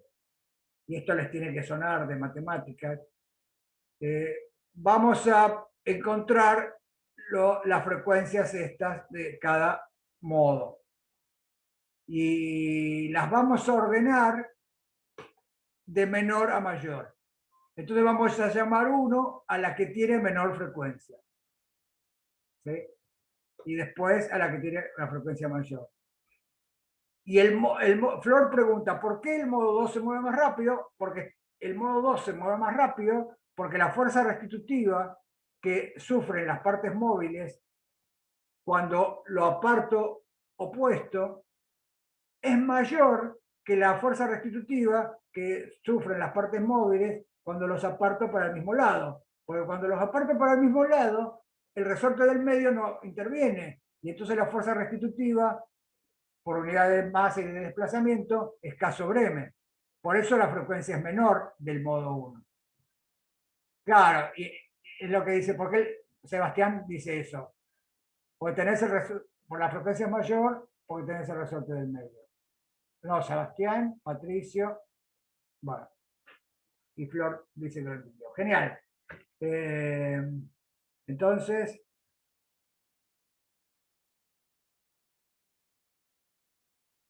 ¿se entendió esto de los modos? En otros sistemas más complicados va a pasar lo mismo. Lo único que lo que no va a ser tan obvio va a ser cómo tengo que sumar y combinar las ecuaciones. ¿Sí? Ya lo vamos a ver la próxima clase, el método general. Ahora me gustaría decir que otro problema que puede interesar es lo que se llama el forzado estacionario, el forzado de este sistema. Si este sistema yo lo podría poner acá motorcitos en las partes móviles 1 y 2 y someterlos a una fuerza desde acá que los mueva, que sea una fuerza independiente de las fuerzas restitutivas propias del sistema. Fuerzas externas, por ejemplo, que yo los muevo, así lo empujo, lo tiro y lo empujo, ¿sí? O la fuerza de un motor o una manivela, algo así. Y entonces, la pregunta es, ¿qué cambiaría en estas ecuaciones si tuviera un motorcito? ¿Sí? ¿Qué cambiaría en estas ecuaciones?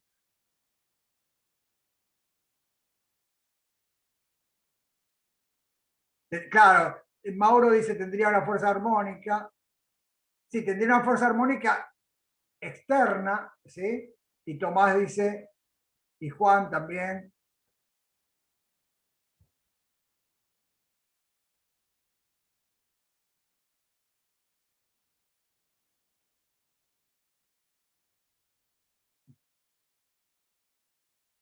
Julián. Bueno, Tomás. Que perdí el chat, acá está. Claro. Depende si, Miguel dice, depende si se le aplica a un solo cuerpo o a todo el sistema.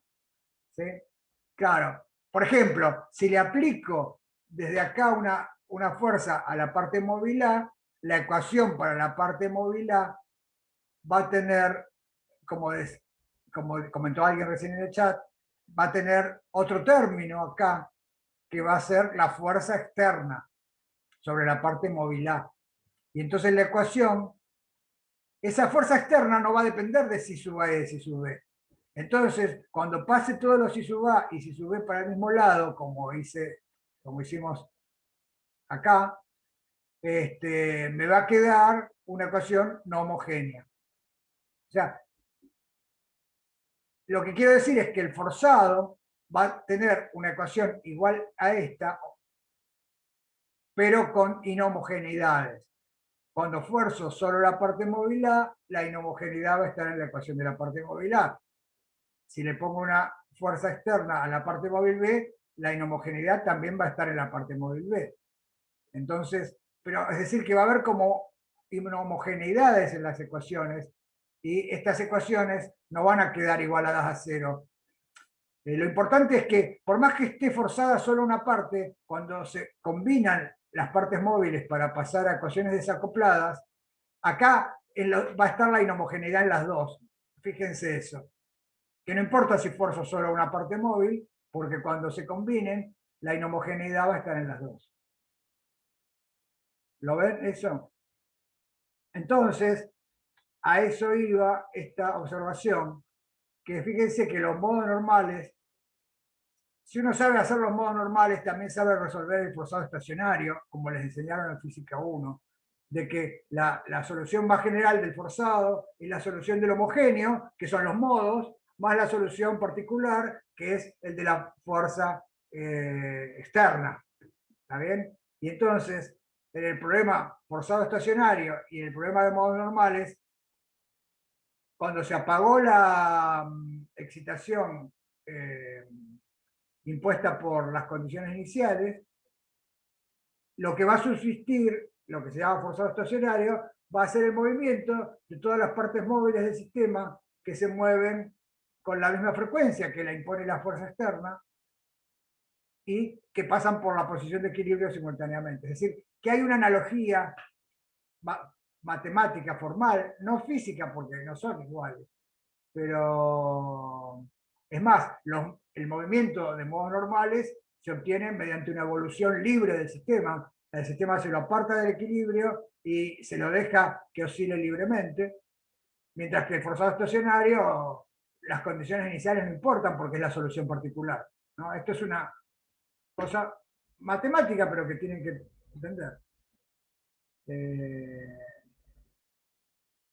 Patricio comentaba una cosa que me perdí acá, dice una fuerza que depende de la velocidad. Claro, para que esté...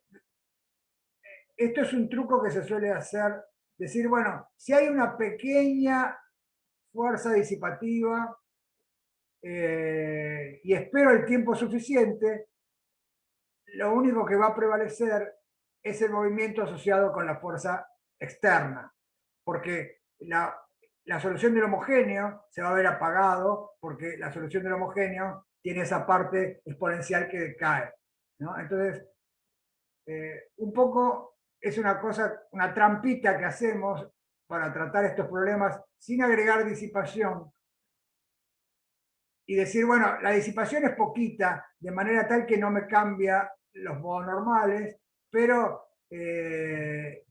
hay un poquito de disipación y si espero un tiempo suficientemente largo, voy a ver el forzado estacionario.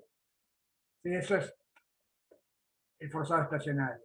Matemáticamente representa la solución particular, pero para ver físicamente esa solución particular hay que esperar que pase el transitorio, la solución transitoria, que es la solución asociada a las condiciones iniciales.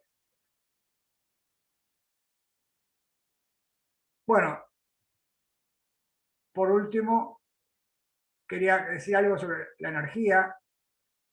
Ustedes pueden calcular la energía total en el sistema, de la misma manera que hacíamos con el péndulo. Pueden calcular, lo que pasa es que la energía cinética va a tener dos aportes, los aportes de la parte móvil A y de la parte móvil B.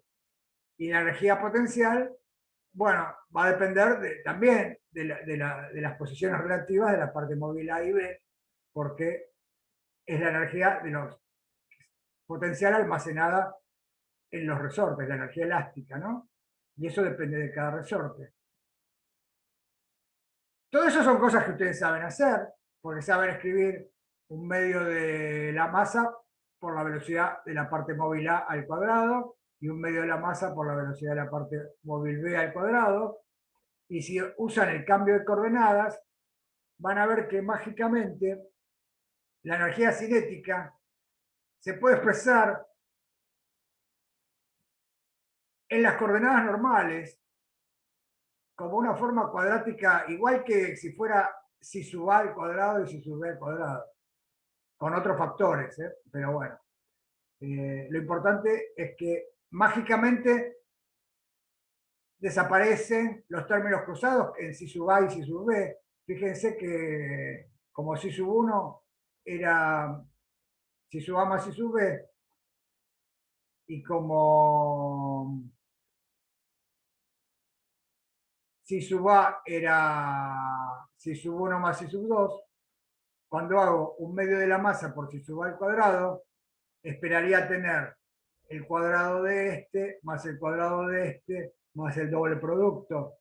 Entonces aparecerían si sub 1 y si sub 2 el doble producto, términos cruzados. Bueno, esos términos cruzados se van. En este caso es muy fácil ver por qué, porque acá aparecen con más en el doble producto y acá aparecen con menos, entonces se van, pero también pasa en otras situaciones, y entonces la forma cuadrática de la energía cinética también no tiene términos cruzados en las coordenadas normales, que es algo teórico, ¿no? A los teóricos por ahí nos gusta decir, oh, qué lindo este resultado, donde no tiene términos cruzados, y de alguna manera esto subraya el rol físico que tienen las coordenadas normales. En cuanto a la energía cinética se refiere, todo ocurre como si los modos se excitaran separadamente. De alguna manera se podría interpretar así. Y esto es algo que lo van a usar siempre. Cuando calculen, por ejemplo, el cuerpo negro, la radiación del cuerpo negro y cosas así, es eso.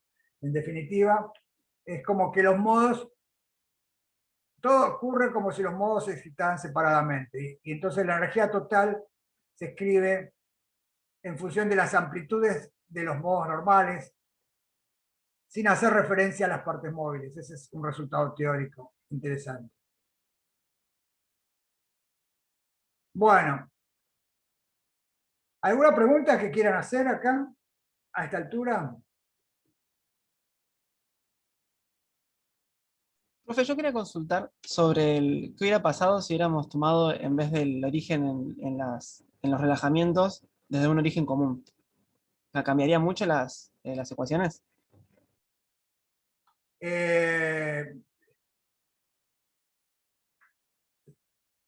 Bueno, es una pregunta que todos nos hacemos, ¿sí? Porque si acá hubiéramos puesto, por ejemplo, suponete, Franco creo que había preguntado, que en vez de usar si sub a, hubiera usado x sub a medido desde la pared izquierda, ¿no? X sub a. Y x sub a sería L es la longitud entre paredes, por ejemplo, L sobre 3 más I sub A. ¿Ok? O sea, X sub A sería esta longitud más I sub A. Entonces, cuando escriba la ley de Newton, acá,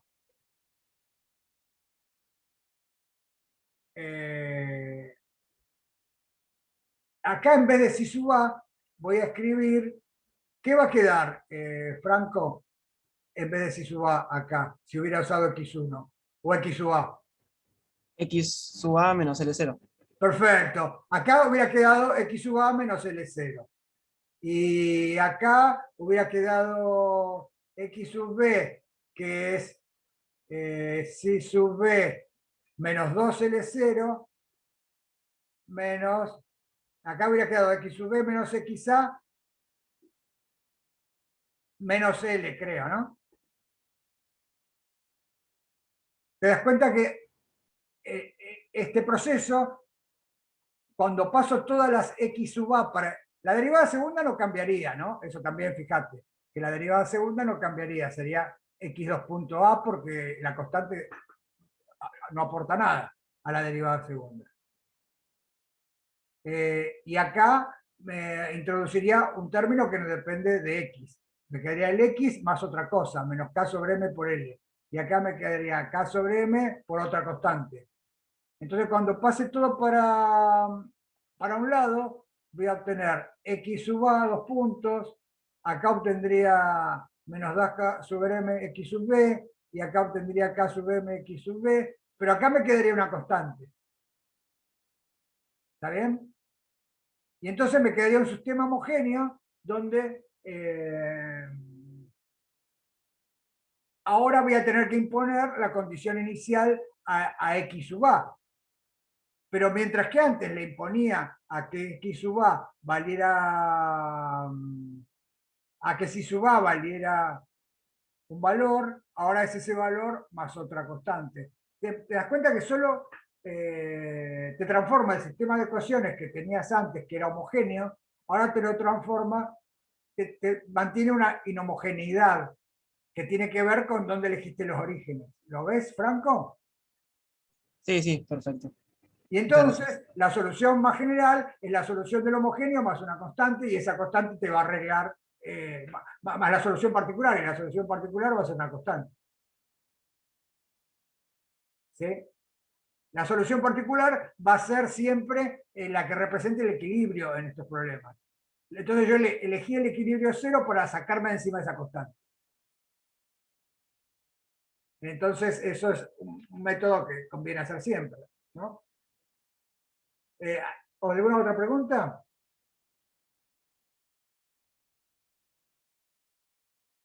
Bueno, entonces, dan a tiempo a hacer una pregunta o un comentario. ¿De qué lado de la grieta estás? ¿Teórico o práctico? En física 2 las dos cosas van muy juntas, teórico y práctico. Las dos cosas van súper juntas, porque como nos vamos a mover por estas analogías, es como que por un lado tenemos que conocer ciertos ejemplos particulares como este. Siempre vamos a referirnos a este primer ejemplito que vimos de las dos masitas iguales. Y este movimiento,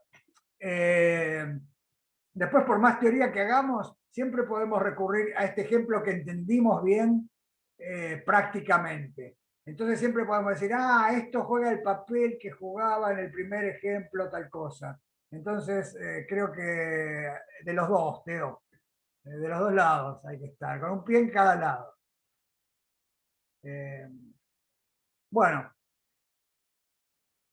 entonces la próxima clase vamos a ver, bueno, ustedes ya están en situación de, por ejemplo, analizar el ejemplo de NA2, que si se complica, ¿sí? Fíjense que ya tendría K1, K2, K3, bueno, acá el otro lo vi recién, acá diría K3. En el apunte está bien, pero acá está mal.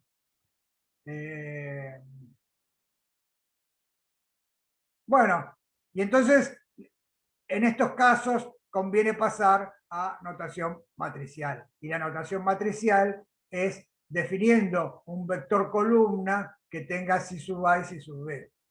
Y entonces, de este lado voy a tener la derivada segunda de ese vector columna, y de este lado voy a tener una matriz por el vector columna.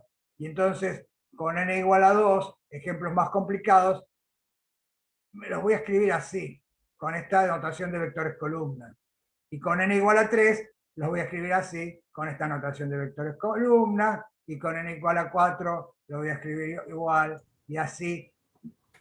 No voy a querer seguir agregando matrices cada vez más grandes, entonces voy a pasar a notación matricial, y voy a tener la derivada segunda de un vector columna igual a una matriz por el vector columna, y bueno, y entonces eso lo vamos a ver la próxima clase. Vamos a ver lo que el título sería, los que preguntaban qué vamos a ver la próxima, es lean todo el ítem 2.2, que es la búsqueda sistemática de modos normales. Y lo que les acabo de dar un pantallazo sería lo de la notación y en el grados de libertad y entender cómo sería eso. Así que bueno, ahora la próxima clase entonces retomamos. Ahí vi que está, hola María Luz, está, y entonces... Buenas ahora, nuevamente. hola Luz. ¿Cómo andás, Ricardo? Te ¡Tanto extraño. tiempo! Bueno, y entonces, esta diapositiva después la voy a subir. Sí. Bueno, vamos a... ¿Cómo están, chicos? Yo me desaparecí un ratito y entré justo cuando alguien dijo heavy el asunto. Heavy con J y B corta, me encantó. ¿Están enteros? No sé qué. Bueno, sobreviviendo. Vamos a darnos unos, ¿cuánto decís, Ricardo? 7 minutos. No nos gustan los números redondos, chicos, así que no van a ser ni 5 ni 10. Van a ser unos 7 minutos, 11, no. Ahí está, 7 minutos 25, dijo Daniela. Es lo que me tarda un café. Me voy a hacer un café. Claro, y esperamos así entran Magalí, Milton y Cande. Y Dale. rellenen el mate, calienten el agua, el cafecito de Pine que no me toma mate. Y nos reencontramos para la presentación formal de la materia. Bueno, nos vemos entonces en 7 minutos 25. Perfecto. No, con las notas redondas no hay problema, Sebastián. Y menos si son 10.